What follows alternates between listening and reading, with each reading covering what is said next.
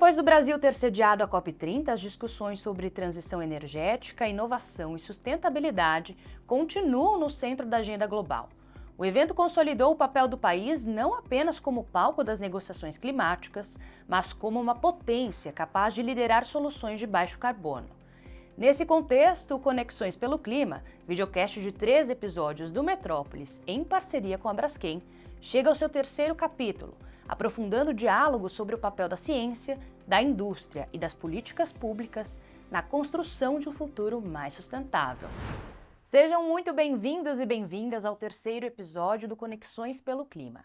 Nos 2 primeiros encontros, exploramos como a indústria química tem avançado no processo de descarbonização, discutimos as principais frentes tecnológicas e mostramos de que maneira a bioinovação vem se consolidando como peça-chave para acelerar essa transformação. Hoje, nós seguimos essa jornada olhando para o cenário global. Após a COP30, realizada em novembro em Belém do Pará, o mundo saiu com novas expectativas, compromissos importantes e uma discussão profunda sobre caminhos para limitar o aquecimento global, especialmente em setores estratégicos, como o químico. Nesse episódio, nós vamos entender o que foi debatido e acordado, quais diretrizes começam a ganhar forma e, principalmente, o que já pode provocar mudanças imediatas no dia a dia da indústria no Brasil. Para essa conversa, temos aqui 3 convidados que acompanham de perto essas agendas e podem nos ajudar a traduzir o pós-COP para a prática empresarial. São eles: Carolina Sartori, assessora de sustentabilidade da Biquim, Gustavo Kekuchi, diretor de energia e descarbonização industrial da Braskem, e Melina Amoni, gerente de riscos climáticos e adaptação da Way Carbon. Muito obrigada pela presença de vocês. É muito importante a gente estar trazendo esse tema no pós-COP, né? A questão da sustentabilidade segue sendo muito forte, uma agenda muito forte, não só quando a gente fala do setor privado, mas principalmente público também. Então, o que eu gostaria nesse primeiro momento para a gente começar a nossa conversa é que cada um de vocês desse o parecer que estavam lá na COP30 do que mais chamou atenção, quais foram as principais discussões, debates que vocês podem trazer quando a gente fala de sustentabilidade e indústria. Pode começar, Carol. Obrigada, Valéria. Agradeço a Braskem e a Metrópolis pelo convite para participar desse videocast. A COP30, ela trouxe muitos destaques, né? E quando a gente fala na descarbonização industrial, trouxe um eixo bastante central. Tanto os governos quanto as empresas, elas reforçaram a importância de acelerar essa transição para processos mais limpos, como foco em eficiência energética, eletrificação e novas rotas tecnológicas, por exemplo. E que descarbonizar é uma parte estratégia de competitividade para o setor clínico e para os outros setores também, né?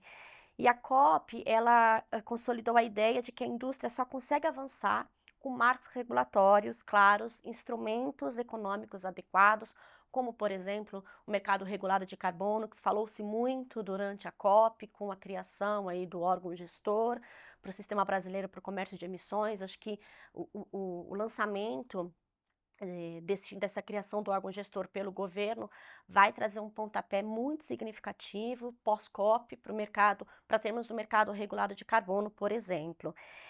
E a COP também reforça o papel do Brasil como protagonista, o potencial nacional de bioeconomia, energia renovável, novos materiais e uma química de baixo carbono.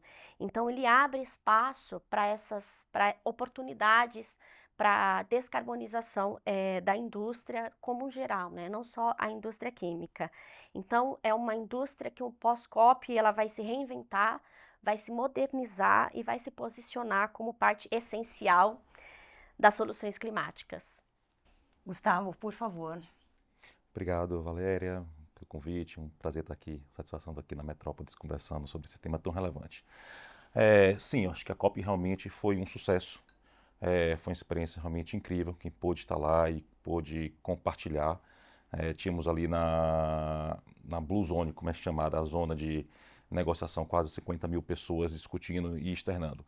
Alguns pontos chamam a atenção, acho que a Carol falou muito bem. Primeiro, a própria posição da indústria mostrando tudo aquilo que já vem fazendo ao longo desse processo. É interessante porque, claro, a gente precisa avançar, tem muito a ser feito ainda, não temos a menor dúvida disso, mas ao mesmo tempo tem muito que já está sendo feito.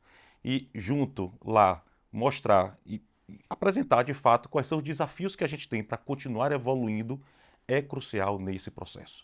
Então, eu acho que ali foi um momento muito importante de demonstrar o que a Braskem, no caso, e outras indústrias estão fazendo no sentido de evoluir neste processo. Foi interessante porque não tem bala de prata nessa conversa. Tá? São várias soluções que têm que ser implementadas. As soluções da indústria química são um pouco diferentes da outra indústria, da indústria do cimento, do alumínio.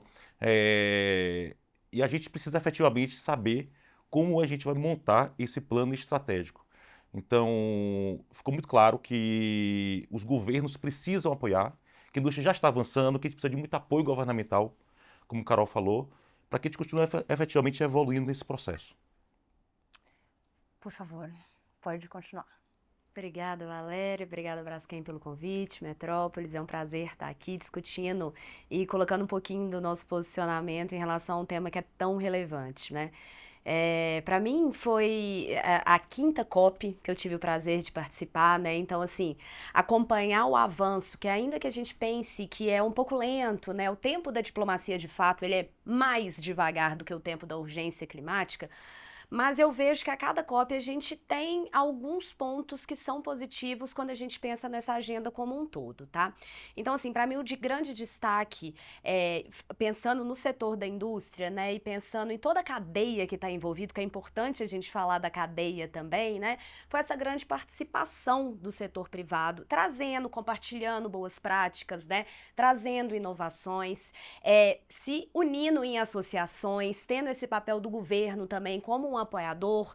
Então eu entendo assim, né, que a indústria e toda a sua cadeia, como um setor aí que ele é fundamental, é pilar, né, para o desenvolvimento até econômico do país, ter essa participação, ter essa voz ativa foi muito importante. Eu pude observar isso nessa COP, né? Não só com parceiros como Braskem, né? Mas também com outras indústrias ali participando e compartilhando. Eu acho que essa COP, como foi a COP do multirão, né? Da chamada, da participação, a COP da ação. Então, ver todas as empresas, todos os setores, associações, governos, comunidades ali discutindo e trazendo a devida importância para o tema num ambiente como é o Brasil, que tem um papel de protagonismo super relevante nessa agenda quando a gente olha para o mundo, né, e trazendo essa importância aqui para o sul global, foi extremamente positivo, né? Então, assim, de forma geral, a indústria tem um papel relevante, a participação teve um papel, de todos tiveram um papel relevante dentro dessa COP, principalmente nessa questão de compartilhamento de informações, né,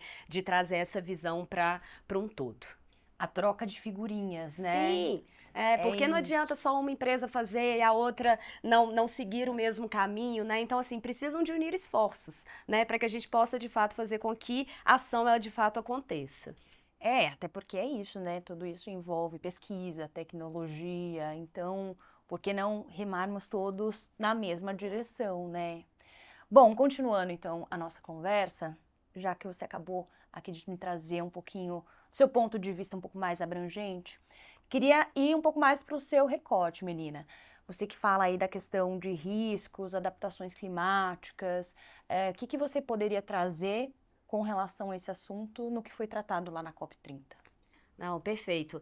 Essa COP, ela teve, acho que o principal tema de destaque dessa COP foram as questões relacionadas aos avanços da agenda de adaptação.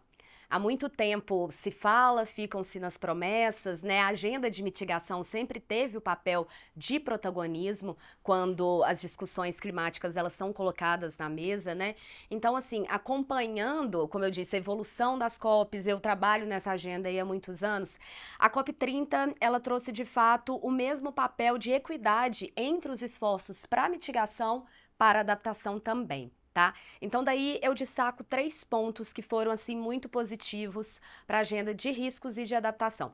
O primeiro deles foi de fato eu não digo a implementação, né, mas a gente chegou em conceitos, né, em métricas, em questões que podem ser mensuráveis relacionadas ao Global Goal on Adaptation, né, o GGA, que são os Objetivos Globais de Adaptação, que vem sendo cobrado, né, e que vem sendo vinha sendo deixado de lado desde o Acordo de Paris. Então, de fato, nessa COP, a gente chegou a 59 indicadores desses Global Goal Adaptations, né? E o que isso significa? Significa que países e governos vão, de fato, terem métricas, né, ou informações que devem ser implementadas para que possam acompanhar o avanço no tema de adaptação, né? Então, isso foi bastante positivo. Precisa ainda de um caminho para a gente entender como vão ser os mecanismos de implementação, como que de fato vai ser esse acompanhamento? Precisa. E para isso também foi criado o que eles chamam de um plano, né, de Belém a Addis Abeba, né? Daqui a 2 anos a COP ela vai ser na Etiópia, na África, que é um continente, né, extremamente vulnerável às questões climáticas. Então todo esse mecanismo ele vai ser construído nos próximos 2 anos, mas já foi um avanço muito positivo e bastante significativo. O segundo ponto está relacionado à necessidade da implementação de planos nacionais e setoriais de adaptação. E nisso o Brasil tem um destaque assim fundamental, a gente que acompanha essa agenda de perto, né? Hoje o Brasil tem a sua estratégia climática de adaptação, tem os seus planos setoriais e temáticos de adaptação, sendo um deles a indústria, o de mitigação também, né? Então, assim, foi até um prazer ter feito parte da equipe que desenvolveu todo esse plano. Então, trazer também a necessidade dessa importância para que os países e os setores tenham esses planos, ele é fundamental. Ele é fundamental por quê? Porque liga no terceiro ponto, que é o do financiamento. Tá? Quando a gente está falando de financiamento, vem a pergunta, quem vai pagar? De onde vem o dinheiro? Como que serão as trocas entre os países desenvolvidos e os subdesenvolvidos? Principalmente trazendo essa questão para o sul global, né? Então, assim, essa discussão, ela começou na COP passada, né, com uma frustração em relação ao valor, de fato, que seria disponibilizado pelos países mais desenvolvidos para o financiamento exclusivo da adaptação, mas nessa COP chegou-se, né, à decisão de que os esforços necessários para a adaptação, eles devem ser triplicados até 2035, chegando a 1,3 trilhões de dólares. Isso é muito importante para que a gente, de fato, diminua a vulnerabilidade, aumente a resiliência, tanto dos negócios, da economia, quanto principalmente da população, que é extremamente vulnerável. Perfeito. Carolina, você que esteve conosco aí no primeiro episódio do Conexões pelo Clima, a gente tratou muito dessa questão que você trouxe, que é a descarbonização, né? Como isso tem acontecido principalmente na indústria química. Então, eu queria entender de você, o que você viu, discutiu, debateu com relação a essa questão de mudança de agenda e sustentabilidade dentro da indústria química hoje no Brasil, que talvez tenha até te surpreendido lá na COP. Bacana, Valéria. Na COP, a gente, em vários painéis, que a Bequim teve a oportunidade de participar, a gente levou o estudo inédito conduzido pela Bequim, com apoio das associadas, sobre a estratégia de descarbonização da indústria química brasileira, né? Então, nós levamos quais eram os facilitadores para essa descarbonização. Ela é factível, até meados do século, o setor químico ser um net zero. Então, na COP, nós levamos os três principais habilitadores para alcançar essa descarbonização, que é a biomassa, o uso da biomassa, né? Então, o Brasil, ele é privilegiado, né, quando a gente fala de biomassa, para que as empresas substituam suas matérias-primas que são mais intensivas em carbono, né, por uma biomassa que é mais sustentável.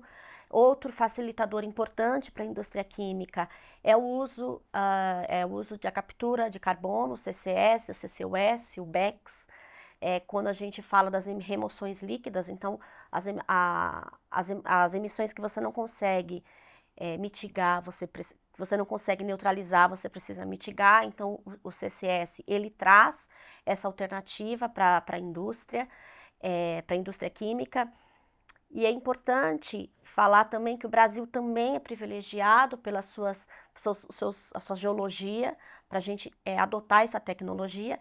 E por último, e não menos importante, a reciclagem química e mecânica. Ela fecha esse ciclo de carbono e mitiga também, neutraliza também as emissões de escopo 3. Então, quando a gente fala desses 3 habilitadores, vimos muitos estandes na COP sobre essas tecnologias, mas que ainda no Brasil carecem, como eu já comentei, de marcos regulatórios importantes, né? Principalmente aí quando a gente fala do CCS e do CCUS. Então, a indústria química, o principal papel da COP, do setor químico, né, da Biquim, representando os setores, foi o lançamento desse estudo. Foi um estudo que foram 12 meses de trabalho, estudo baseado na ciência, dados robustos. Então, hoje, a indústria química, ela tem um norte. E a gente mostrou isso na COP30, que é possível nós descarbonizarmos com esses facilitadores. Perfeito. Continuando, estamos falando de indústria química. Gustavo, você que é um dos representantes, né, de uma das maiores empresas quando a gente fala de indústria química hoje no Brasil, e isso traz um peso ainda maior, colocando no cenário global. Algum tema, a discussão te chamou a atenção lá na COP, que você se envolveu mais, esteve mais a par? Valéria, o grande ponto que a gente está, e a Carol comentou aqui rapidamente, a gente precisa continuar evoluindo com a discussão do mercado global de carbono. Mas isso foi bem interessante, porque e essa COP teve um destaque importante, porque a gente já começou a ver efetivamente, ainda que não ele de modo global, mas já um mercado multilateral com empresas efetivamente avançando. Você ter esse mercado, essa conjuntura, não é trivial, porque você tem que ter os regramentos, você precisa fazer todo um processo de medição, aferição. A regulamentação para isso é muito crítica, então houve um avanço muito grande nas discussões nessa COP relacionadas a isso. Por que isso é muito importante para a gente? Porque isso ficou muito claro, a Melina comentou, está claro como a indústria está avançando, mas a gente compete globalmente. Então a gente precisa exatamente fazer essa normalização entre indústrias, ou seja, eu não posso estar simplesmente no Brasil produzindo um produto muito mais descarbonizado, ok? E fazer a mesma comparação com outros países que podem estar produzindo com produtos muito mais carbonizados. Precisa começar a fazer um equilíbrio entre estes produtos e a gente precisa então entender, então medir, aferir, comparar, até para que a gente possa fazer esse equilíbrio e trazer isso para o lado financeiro é fundamental. Por isso que o mercado de carbono, onde você vai transacionar produtos considerando o carbono embutido neles, é fundamental para que a gente consiga fazer essa equiparação. O que ficou muito claro lá na COP, eu acho que foi um grande destaque positivo, como a indústria brasileira, como o Brasil é destaque, e como a indústria brasileira em especial é destaque. Nós participamos de um programa que foi constituído muito interessante pela CNI, chamado Sustainability Business COP, em que junta realmente todo o setor privado. E foi interessante que o objetivo era exatamente mostrar o que já é a realidade, ou seja, não só o que a gente precisa fazer, porque sim, mas aquilo que já está sendo feito. E foi bem interessante que a gente conseguiu observar que foi levantado vários cases de sucesso, globalmente falando, e apresentados, e foi criada uma competição interessante, positiva, entre os cases de sucesso para dizer o que é que a gente já fez. Foi bem interessante, foram mais de 600 cases, a Braskem foi premiada com um desses cases, então foi bem interessante que a gente conseguiu mostrar exatamente como aquilo que a gente está falando já é realidade. Um projeto que a gente fez, por exemplo, em São Paulo, em nossa planta do ABC, em que a gente conseguiu transformar todo o nosso ativo, implementando projetos, iniciativas de eficiência energética, transformando equipamentos de baixa eficiência para equipamentos de altíssima eficiência, conseguindo reduzir o consumo de gás natural e de energia elétrica do grid, tá? Transformando todo o sistema termoelétrico, começando a queimar em nossa própria planta hidrogênio, que é algo que é super novo, que traz tecnologia nova nessa discussão. Então, tudo isso já implementado, já está operando há 2 anos. Okay? Reduzindo só nessa planta quase 7, 8% do volume de emissões de gás de efeito estufa de uma planta só. Então, é dizer que lá ficou muito claro, e esse ambiente foi muito importante. Acho que a Milena comentou isso, mas como é um ambiente que todo mundo compartilha, o que eu trouxe de volta de contatos trazido da COP para dizer, opa, você fez isso? Ou interessante, eu quero discutir mais com você, eu quero que você me ensine um pouco mais sobre isso. E outro lado também, esse assunto aqui eu acho que vale a gente discutir junto e explorar junto. Então, eu acho que ficou muito claro na COP o avanço, tá, da indústria, o avanço da Braskem. Eu voltei, um dos comentários que para mim foi muito claro, você vê muitas empresas avançando muito, o que é muito positivo, mas me surpreendeu a diversidade e amplitude de iniciativas que a Braskem tem realizado. Nos últimos 5 anos, a gente já realizou iniciativas de energia renovável, em que a gente implementou energia eólica, implementamos energia solar, nós adquirimos biometano para a nossa operação, nós adquirimos biomassa para a nossa operação, nós estamos fazendo vários projetos de eletrificação do nosso parque industrial, ganhando eficiência energética. Então, tudo isso hoje já é realidade. A Braskem reduziu já 10% das suas emissões de gás de efeito estufa de 2020 para cá.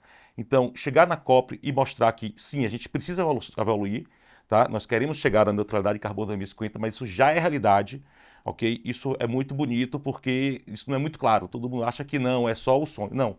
Gente, está aqui. Nós estamos fazendo, a indústria está fazendo o seu papel, já está descarbonizando com sucesso, trazendo uma transformação para a indústria cada vez mais competitiva de baixo carbono. Então, acho que isso já é a realidade hoje nossa e a gente precisa realmente mostrar e que o Brasil tem um diferencial importante neste processo de liderar essa transformação global. Deixa eu pegar um gancho, só para poder falar. O Gustavo falou muito das questões e iniciativas da Braskem relacionadas à descarbonização, mas a Braskem também tem uma agenda muito forte de adaptação, diferenciada de outras indústrias, até porque já sofreram na pele, né, questões relacionadas à escassez hídrica. Então, a Way Carbon é parceira da Braskem de muitos anos, né, trabalhando em toda essa estratégia de construção climática, de planos de ação, que são internalizados dentro da operação da Braskem, são levados a sério, são monitorados, né, tem toda a questão também de responsabilidade, né, de transversalidade da agenda dentro da Braskem. Então, assim, tem esse fator positivo também para o olhar da mitigação junto com a adaptação, porque quanto maiores forem os esforços de mitigação, menores serão os esforços de adaptação. Mas para trazer essa importância também da Braskem de compartilhar seus estudos em relação às ações já voltadas para a redução do risco, né? Então, assim, principalmente um olhar muito focado para aqueles ativos que são mais expostos e mais vulneráveis, né? A gente teve o evento no Rio Grande do Sul ano passado, que todas as empresas, todas as pessoas, né, que estavam ali foram afetadas, a Braskem foi afetada, né, então isso assim, ter essa visão com um planejamento a longo prazo para redução do risco e ter isso como uma oportunidade até de competitividade, porque aquelas empresas que não estiverem preparadas para os eventos climáticos que eles estão aí cada vez mais extremos, né, e com cada vez mais frequência, também é um fator que deve ser considerado. Então, assim, só para deixar claro aí também que não são só iniciativas de mitigação, mas iniciativas também de adaptação que também são compartilhadas e vistas com bons olhos. Dos dois lados, né? Mitigação e adaptação, mas o fato a indústria já deixou de só medir. Sim. Ela já trouxe isso para o seu processo industrial de gestão muito, muito claro. Há 5 anos a gente só media as emissões. Hoje eu tenho um acompanhamento com indicador quase que em tempo real para saber o quanto eu estou emitindo em cada ação que a gente faz. Então isso traz uma cultura para dentro da empresa de acompanhamento do tema. É incrível quando a gente transforma as pessoas, a capacidade das pessoas de transformar, ela é assim infinita. Então isso traz de volta uma capacidade de amplitude, ok, da transformação muito maior do que a gente pensa. Então assim, a indústria realmente deu um salto de gestão, de acompanhamento desses indicadores, trazendo realmente para o dia a dia toda a questão da adaptação e da mitigação muito intenso. Isso realmente é transformacional. Em diferentes níveis, né, Gustavo? Porque vai desde a diretoria, né, até o operacional ali, né? Até quem tá mesmo na planta, no dia a dia, né? Então, assim, empresas que têm essa agenda internalizada e levada a sério pela alta gestão, elas também saem na frente quando a gente está falando dos temas climáticos. Que foi um pouco do que a Carolina trouxe também, que é você pensar a cadeia como um todo, né? Do micro ao macro. É aí que está a grande responsabilidade, né? Porque você focar seus esforços ali em uma coisa, qual vai ser o impacto disso no médio e longo prazo, né? E é muito interessante o que vocês trazem também, no sentido de que é isso, primeiro compartilhar estudos, porque infelizmente o que a gente vê, o próprio Jorge Souto trouxe no nosso segundo episódio, né?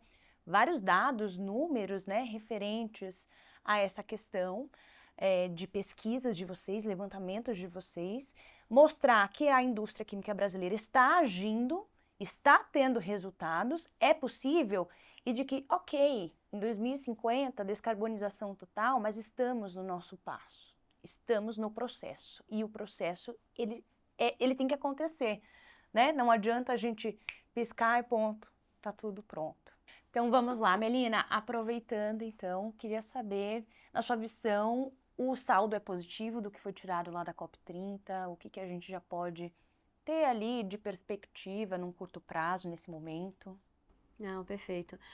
Para mim, o saldo ele é moderadamente positivo, né? A gente estava até conversando sobre isso antes, né? A gente pode olhar para o lado do copo meio cheio e para o meio vazio, né?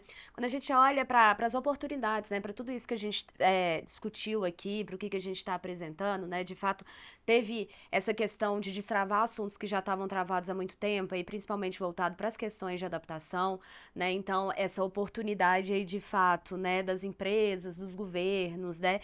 Deles trazerem evidências, trazerem resultados, investimentos, e isso foi bastante positivo, muito positivo mesmo, né? Então, assim, voltado para a questão da mensuração e a forma como a gente vai poder acompanhar esses desenvolvimentos aí voltados para a agenda de adaptação, foi bastante interessante, né? Mas quando a gente olha para outras questões que foram um pouco frustrantes, né? Que estão relacionados aí à retirada do termo de redução de combustíveis fósseis do texto final. Porém, por outro lado, o presidente Corrêa do Lago, né, trouxe as questões dos mapas do caminho, né? Que está muito relacionado com essa questão da diminuição de emissões de gás de efeito estufa e da questão do desmatamento, né? Então, assim, foram pontos positivos, mas também foram pontos negativos, então eu vejo como moderadamente positivo, tá? E assim, as COPs, elas são feitas dessa forma, né? Não vamos dizer que nossa, foi uma COP que trouxe uma questão disruptiva, mas trouxeram questões importantes, assim como outras COPs trazem questões importantes, e você falou de uma forma muito correta, é um processo, né? Então, assim, se a indústria quer estar descarbonizada em 2050, não adianta ela começar em 2049, né? Ela precisa de já ter começado, aliás, né? Porque são mudanças estruturais, econômicas, né, estratégicas, que precisam de ser implementadas. E a gente vai acompanhando isso na medida que os avanços são possíveis e necessários, né? Imagina você colocar 196 países para discutir um tema, né? É como a gente brinca assim, que a COP, uma reunião de condomínio já dá problema. Imagina você colocar muitos países com línguas diferentes, com interesses diferentes, né? Com níveis de maturidade e de necessidades diferentes para discutirem questões voltadas para a agenda climática. Então, assim, esses avanços, eles são lentos, mas eles são necessários. Se não houvessem as COPs, a gente estaria no mundo muito mais quente, né? No mundo sem iniciativas voltadas para a descarbonização, iniciativas tecnológicas que criam, de fato, oportunidades. Então, seguimos engajados nessa agenda aí de fazer essa transformação que ela é necessária. Perfeito. Carol, você traz um pouco a outra visão, que também é essa tentativa de diálogo com o público, né? Como que a indústria hoje tem tentado esse diálogo. O que você pode trazer um pouco disso? Você vê com olhos positivos? Conseguiu-se algo positivo nesse sentido lá na COP30? Ou a gente ainda falta caminhar muito nesse sentido? Como a Melina disse, a gente tem que olhar o copo meio cheio, né? Mas eu acredito que sim, Valéria. A COP, ela trouxe bastantes inputs quando a gente fala dessas articulações, né? Tanto empresas, governos e associações. As associações, eu vejo que elas estão mais unidas por um propósito. Então, por exemplo, uma tecnologia que funciona para o setor químico pode funcionar para o aço, pode funcionar para o cimento e assim sucessivamente. Então, a gente tem esse grupo de associações, que a gente troca bastante figurinha, e aí quando a gente vai para a COP mais fortalecido, e a gente traz retornos importantes. Um exemplo, na COP foi lançada a Estratégia Nacional de Descarbonização Industrial, a ENDE, lançada inclusive pelo vice-presidente, o Geraldo Alckmin, no qual as associações com a CNI se comprometeu a fazer um plano de engajamento entre os setores para que as associações consigam, de uma maneira estruturada, propor, melhorar o documento que foi apresentado, que inclusive já está em consulta pública.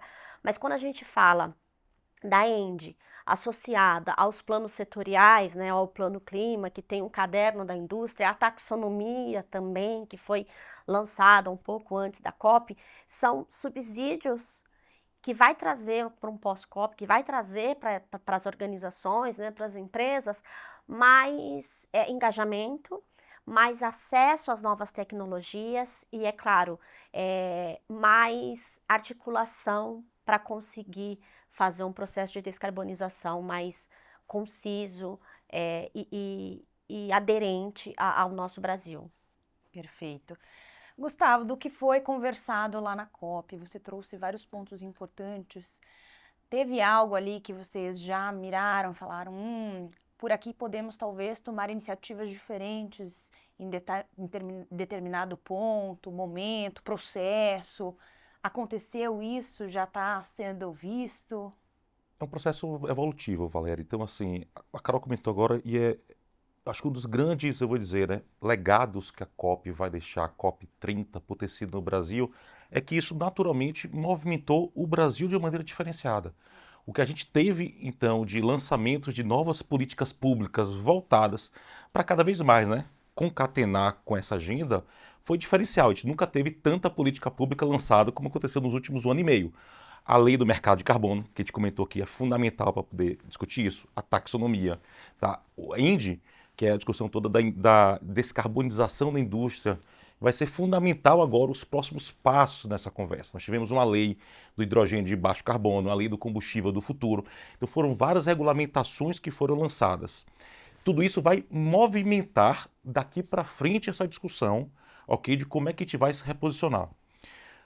A indústria já vem fazendo a sua parte. Está claro que a gente tem que fazer isso de maneira eficiente, ganhando competitividade, porque senão a gente não consegue, né, competir globalmente. Daqui a pouco a gente vai chegar no seu desafio de não conseguir continuar evoluindo com essa agenda.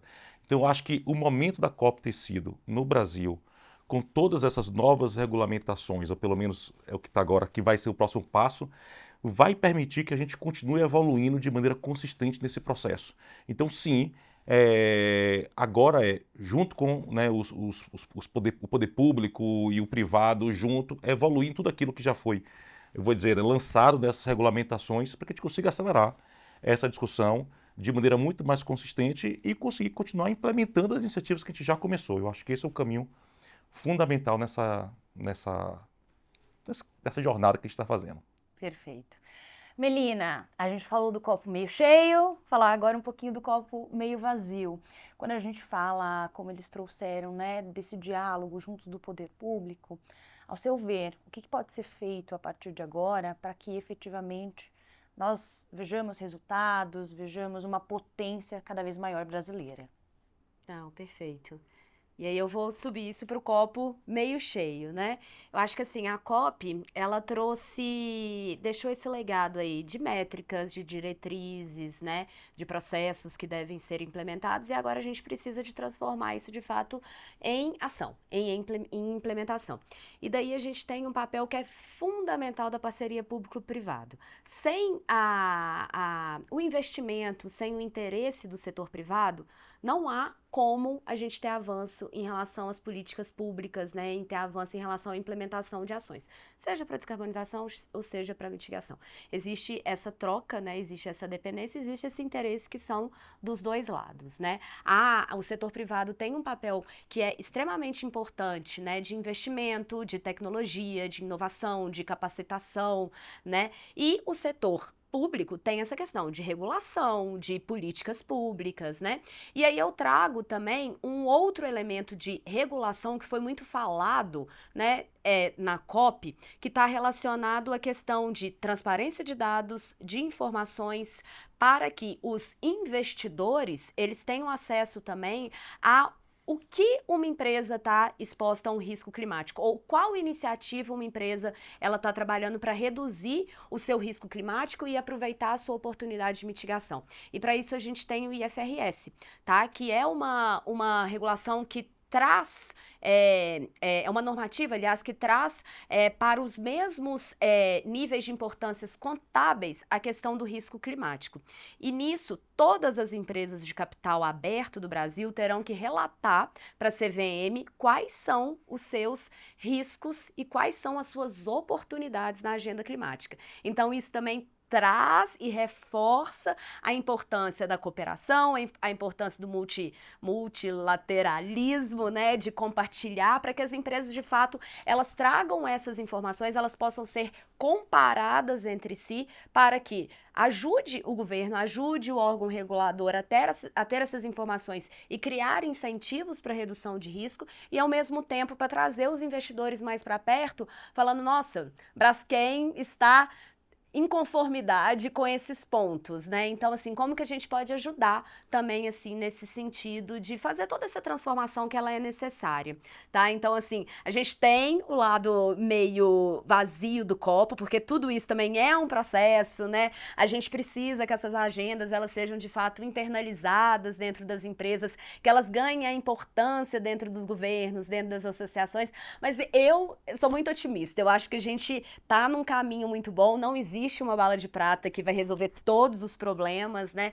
Mas a gente precisa de avançar. A gente não pode deixar com que essa agenda ela perca essa importância, tá? Que ela de fato tem. E a gente precisa de aproveitar esse momento da COP ter sido no Brasil, de trazer, né, toda essa energia, né? Todo esse engajamento, né? Que a gente pôde observar lá em Belém. Perfeito. Você trouxe essa preocupação, né, que às vezes até muitos investidores têm tido, e a gente traz até para o próprio consumo, né? Muitas pessoas hoje procuram, vão a fundo, entender de onde que vem, o que acontece, quais são os processos, para entender nesse processo de consumo também, Isso, né? e o consumidor, ele é um elo importante dentro dessa cadeia porque ele cobra, e é o papel dele cobrar, tanto da implementação de políticas públicas, e eu não estou falando de políticas públicas que sejam totalmente disruptivas, quando a gente pensa no investimento em uma infraestrutura de drenagem, de esgoto, de saúde, né, a gente também está aumentando a resiliência, a resiliência climática e diminuindo a vulnerabilidade das populações, né? Muito se foi falado na COP também e que foi trazido também pela primeira vez de uma forma mais explícita, né, de transição justa, de justiça climática, né, e a transição justa à indústria tem um papel extremamente relevante e importante dentro desse processo, né, então é um desafio que ele é muito complexo e que ele precisa de ser compartilhado, né, então assim, são esforços que são fundamentais. Me permite só completar com você, foi uma coisa que é muito importante, é interessante a gente ver que a conversa ajuda muito, ou seja, toda a população conversando, tá? As empresas, o setor privado, isso faz com que várias empresas comecem a trabalhar mais o tema de maneira intensa. É incrível como nos últimos 4 anos, na hora que a gente conseguiu, 5 anos, a gente conseguiu dar um foco mais intenso para o assunto, ok? E trazer, né, o viés do carbono para as decisões, criar um processo de gestão, olhar para aquilo com mais oportunidade, trazer os parceiros. A Braskem, nos últimos 5 anos, investiu quase 4 bilhões de reais, ok, em projetos transformando a sua matriz energética para uma matriz de baixo carbono. 80% desse investimento sendo feito por parceiros e terceiros. Ou seja, empresas da economia verde, empresas como está criando um mercado de economia verde, fazendo exatamente com que a gente descarbonize, ou seja, está descarbonizando a indústria, está criando emprego na economia verde, trazendo outras indústrias que estão crescendo para atender a indústria. Então, assim, você gera um ecossistema muito bonito e muito transformacional dentro do país. Então, acho que o momento conecta muito com tudo isso que a gente está vivendo e, assim, só nos dá as forças de continuar nesse processo evolutivo. E não é romantizando a Não. agenda, né? A gente está ali no dia a dia, né? Ganhando com competitividade, ganhando dinheiro e transformando para fazer com que a indústria fique mais competitiva e cada vez mais descarbonizada. Até porque tem essa questão, né, do valor da indústria, como eu trouxe, né? Se a gente está falando de alguém que vai financiar e está mais preocupado com isso, logo o seu valor de mercado também já não é mais o mesmo. Se a pessoa que vai consumir, ela vai estudar onde ela vai consumir, o que ela vai consumir antes, o seu valor também é outro. Porque o que você está entregando vai muito além de só o produto, né? E, enfim, é muito importante a gente trazer debates como esse. A gente hoje já tem o produto, e acho que a Carol conhece bem, que é exatamente o nosso, e o Souto esteve aqui, conversou muito, que é o nosso polietileno, ok, renovável. Ou seja, já tem um produto à disposição da sociedade, que é produzir a mesma resina termoplástica que a gente produz hoje, que está em todos os nossos produtos químicos, através de uma fonte renovável. Então, é exatamente fazer frente a essa demanda da sociedade e está aqui. Nós estamos transformando a indústria para uma indústria cada vez mais renovável, ok? É o que a gente fala de fly up to green, cada vez mais ser verde, cada vez mais ser renovável nessa transformação. E aí, complementando um pouquinho o que ele falou, todas essas iniciativas, né, do setor químico, a gente conseguiu já medir a nossa pegada de carbono, e quando a gente é comparado com a indústria química global, a nossa pegada é 50% menor, quando a gente compara com países da Europa, com os Estados Unidos, enfim. Então, isso já traz um valor muito importante para o Brasil. Desde 2005, o setor químico já reduziu 42% das suas emissões.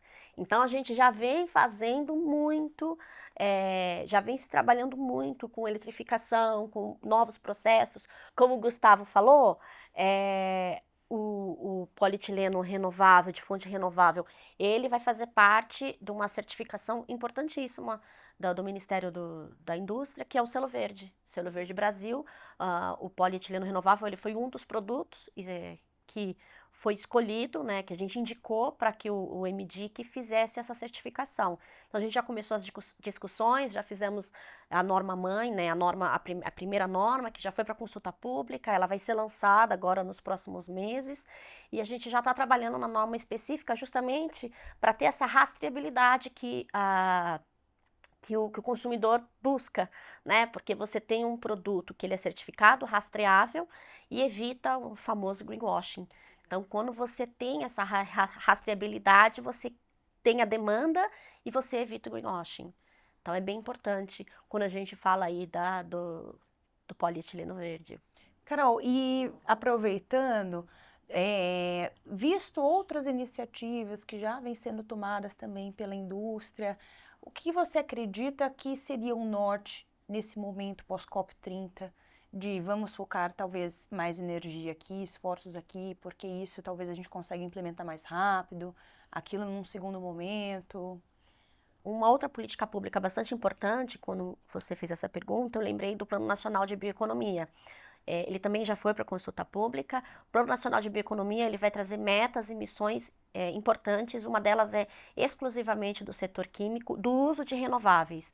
Como engajar, ter mais demanda pelo uso de renováveis através de políticas públicas, que também vai abrir fontes de financiamento climático e sustentável importantes. Então, no Plano Nacional de Bioeconomia, por exemplo, tem metas relacionadas ao uso de biomassa, que é um dos facilitadores do nosso estudo da trajetória climática do setor químico brasileiro. Então, quanto mais marcos regulatórios a gente consegue articular como setor, como a Biquim, para que esses facilitadores criam demandas para os nossos associados de produtos sustentáveis ou renováveis, a gente consegue trazer mais protagonismo para o Brasil como um país de bioeconomia. Perfeito. Gustavo, e aí a gente falando, né, em toda essa potência que vocês já são quando a gente fala de setor químico industrial no setor privado, mas a gente não pode esquecer desse diálogo com o poder público que a gente tem batido aqui, em todas as iniciativas que são importantes, mas a gente sabe que ainda tem um longo caminho pela frente, né? Queria entender de vocês o que está no radar aí de vocês quando a gente fala desse assunto, que tem algo que realmente vocês querem avançar ainda mais. Acho que, Valéria, o ponto é, a indústria tem se estruturado. Assim, há 5, 6 anos atrás, a gente não saberia nem para onde ir, qual seria o caminho, a gente sabia talvez assim uma direção. Hoje eu sei te falar em cada unidade industrial da Braskem o que é que tem que ser feito. Que iniciativas a gente já fez, o que é que tem que ser feito para poder a gente chegar na neutralidade de carbono. Quais iniciativas são mais eficientes para implementar em uma unidade A ou B, porque não necessariamente a iniciativa que eu vou implementar em uma unidade na Bahia vai ser a mesma que eu vou implementar no Rio Grande do Sul, porque localmente é diferente. Então, o fato de ter muitas vezes uma biomassa próximo da minha unidade, isso traz um diferencial competitivo para a região. Eu vou conseguir desenvolver a região. Então, como desenvolvimento regional, local, social, é importante. Então, a gente tem que trazer também essa variável para essa conversa. Iniciativas que eu implemento aqui no Brasil são diferentes das iniciativas que eu vou implementar no México, por exemplo. Então, hoje a gente já tem todo um roadmap bem claro e estruturado de iniciativas. Eu sei dizer tudo aquilo que a gente já está implementando, para onde a gente vai. Eu sei te falar quais iniciativas são viáveis economicamente e quais iniciativas vai precisar de algum incentivo para se tornar viável, seja tecnológico, seja financeiro, seja regulatório, porque a gente também precisa avançar muito na regulação em vários aspectos que a gente discutiu aqui. Então, eu acho que a gente está vivendo agora um momento muito interessante, ok? Muito, né, impulsionado pela COP30, e de que, de fato, nós vamos ter que, como sociedade e muito como ente privado, se conectar muito agora, né, com, né, os desenvolvedores dessas políticas públicas, o governo, âmbito federal, estadual, Congresso, Legislativo, para que a gente continue efetivamente mostrando como a gente consegue evoluir.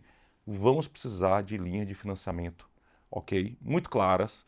Ok, BNDES já tem o Fundo Clima, é ótimo, mas não é suficiente ainda. A gente vai precisar avançar para ter realmente políticas públicas que incentivem a gente a seguir nesse caminho. Caso contrário, a gente não vai conseguir avançar.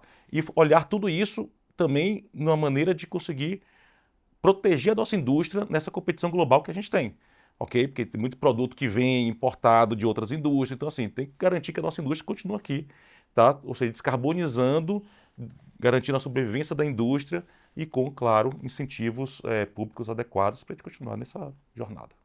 Para a gente arrematar, então, aqui a nossa conversa, queria saber de vocês qual é o legado que a COP30 deixa para a indústria brasileira, para a indústria internacional, o que a gente já pode compartilhar com o mundo aí e nos fortalecermos ainda mais. E, por outro lado, queria saber também se para vocês o Brasil pode sim encabeçar e nortear todo esse processo de sustentabilidade mundial. Pode começar, Carol. Obrigada, Valéria. Bom, o maior legado que o setor químico deixa para a COP é justamente o lançamento e a divulgação do nosso estudo de trajetória para a neutralidade climática da indústria química brasileira. Foi um marco muito importante para o setor, porque agora o setor tem dados e fatos justamente para saber aonde investir e como investir para atingir a neutralidade climática e gerar e fortalecer a indústria ao mesmo tempo. E o que faz o Brasil ser protagonista, né, nessa transição e nessa liderança, eu traria a biomassa abundante e competitiva, a vantagem estrutural e a capacidade de inovação do Brasil, a liderança em reciclagem e a bioeconomia, né? Eu acho que é um ecossistema industrial capaz de transformar esses recursos em soluções globais. Perfeito. Gustavo, por favor. Primeiro, acho que o que mais fica é que, de fato, a indústria já está fazendo. Esse é um recado que a gente tem que reforçar para não achar que a gente só vai fazer. Não, isso já é realidade, a indústria já está fazendo. A Braskem já reduziu 10% as suas emissões de gás de efeito estufa em suas operações nos últimos 5 anos. Tá? Então, isso já é realidade. Temos um avanço, sim, temos que investir em eficiência energética, em energia renovável, temos que trazer novas fontes, temos que pensar no hidrogênio, no biometano, na biomassa, mas eu concordo com a Carol, a gente tem sol, a gente tem vento, a gente tem área, ok? A gente tem terra, a gente pode realmente ser, o Brasil tem toda a capacidade de liderar essa agenda com competitividade, tornando um país diferencial na bioeconomia. Se algum país tem capacidade de transformar o mundo liderando a bioeconomia, é o Brasil. Então, acho que a indústria está pronta para poder contribuir nesse processo. A gente precisa realmente ter os subsídios, e aí as políticas públicas são fundamentais para que a gente junto continue evoluindo nessa transformação. Perfeito. Melina, por favor. Perfeito. Pegando as mesmas palavras, né, tanto da Carol quanto do Gustavo, né, eu vejo assim, a indústria como a espinha dorsal da economia brasileira, né, trazendo toda esses processos, né, as ações que já são implementadas, né, a gente tem uma vantagem infinita, né, de estarmos aqui no Brasil, né, o Brasil, quando a gente olha para a agenda climática, tem esse protagonismo, precisam de muitos avanços, né, esses avanços eles são necessários, mas assim, eu escutei uma frase na COP que marcou, né, e que eu queria reproduzi-la aqui, né, que sem o natural, sem a natureza, não existe o artificial. Então, não adianta a gente querer pensar só em tecnologia, tecnologia, tecnologia, se a gente não pensar no natural, se a gente não pensar na conservação da natureza, né? Então, pouco importa, né, se tá calor lá fora e a gente tá aqui num sistema confortável, né, climatizado, a gente tá num ar-condicionado, mas se a gente não tem uma densidade de árvores, de florestas, né, que possam gerar, de fato, essa possibilidade aí de ampliação em questões que são relacionadas ao que a gente chama de soluções baseadas na natureza, tá? Então, é aproveitar da natureza como um benefício próprio para quando a gente está pensando em soluções, né, em adaptações. E aí, para fechar também, né, o legado que eu acho, de fato, é esse fortalecimento, e aqui no Brasil a gente tem construído isso cada vez mais, entre as parcerias público-privada. O público, ele tem a responsabilidade de criar um ambiente, criar as regulamentações, né, de dar a diretriz, de dar o caminho. E o privado, ele tem um papel fundamental de implementar, de inovar e de acompanhar e exigir com que o governo traga também aí novas oportunidades e novas facilidades para que todos tenham um retorno, para que todos tenham um benefício, né? Então, tirar da cabeça essa ideia de que é um custo quando a gente está pensando em questões climáticas e mudar para um investimento e uma oportunidade. Eu acho que a gente tem um campo de oportunidades incríveis ainda para serem desbravados, né? Ainda que a gente já tenha muita coisa boa, mas a gente precisa ainda de, principalmente, trazer isso para que todos tenham, né, uma visão global do quanto o Brasil, de fato, ele é competitivo quando a gente está falando nessas ações aí climáticas, né? Perfeito. Até porque quando a gente fala em efeitos e riscos climáticos, a gente está falando de um impacto para todo mundo, no mundo todo, né? Exato. Afinal, essa aqui é a nossa casa.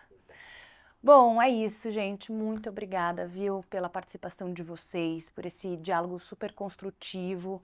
Tenho certeza que quem nos acompanhou até aqui vai poder levar muita coisa aí, vai ter muito assunto, debate para levar para as rodas de conversa, porque é isso, no final das contas, isso aqui é só o começo, né? A gente tem um longo caminho pela frente. E muito obrigada também a você que nos acompanhou até aqui neste último episódio de Conexões pelo Clima.